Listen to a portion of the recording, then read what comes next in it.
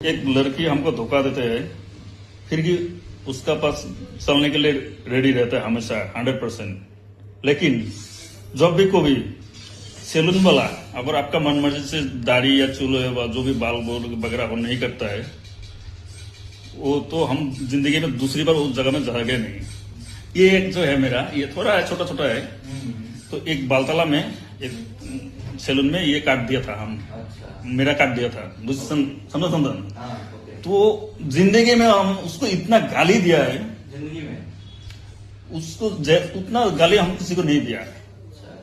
उसके बाद हम गया तो गया ही नहीं, कभी नहीं गया।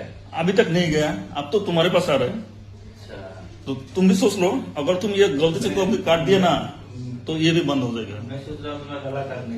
गाला काटने से ठीक है, गाला काटने के बाद आएगा, लेकिन ये काट दिया तो अब नहीं आएगा।